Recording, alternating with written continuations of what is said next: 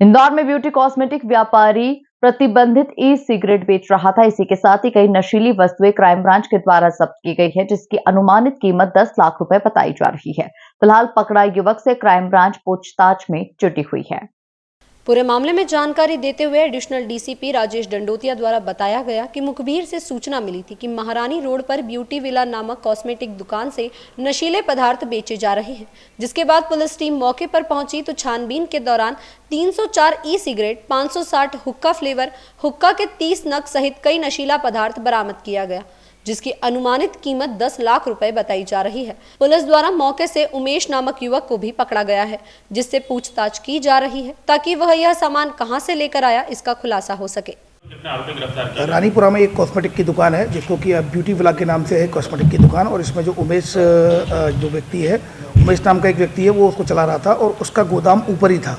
उसमें कुछ कॉस्मेटिक्स रखी हुई थी। सूचना मिली थी क्राइम ब्रांच को मुखबिर के द्वारा कि उसमें कहीं ना कहीं ई सिगरेट है, तो उसमें तत्काल क्राइम ब्रांच के द्वारा इसको वेरीफाइड कराया गया और वेरीफाइड कराने के बाद वहाँ पर जब दबिश दी गई तो वहाँ पर पूरा जखीरा मिल गया है, जिसमें कि 304 ई सिगरेट मिली हैं और इसके अलावा 560 उसके फ्लेवर्स मिले हैं। 30 हुक्का जो हुक्का होता है जिसके द्वारा ये पीते, तो 30 हुक्का मिले हैं।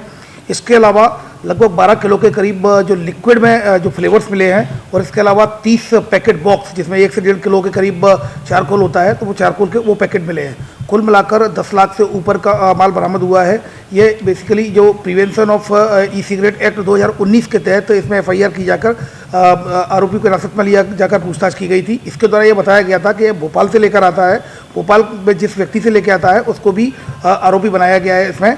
और इसमें जो सबसे जो इम्पोर्टेंट है, जो ये इससे पूछताछ की गई तो इसके द्वारा बताया गया व्हाट्सएप के द्वारा या ऑनलाइन के द्वारा उसको मैसेज आते हैं, उसके बाद वो रैपिडो से बुक करा के इसकी सप्लाई करता है।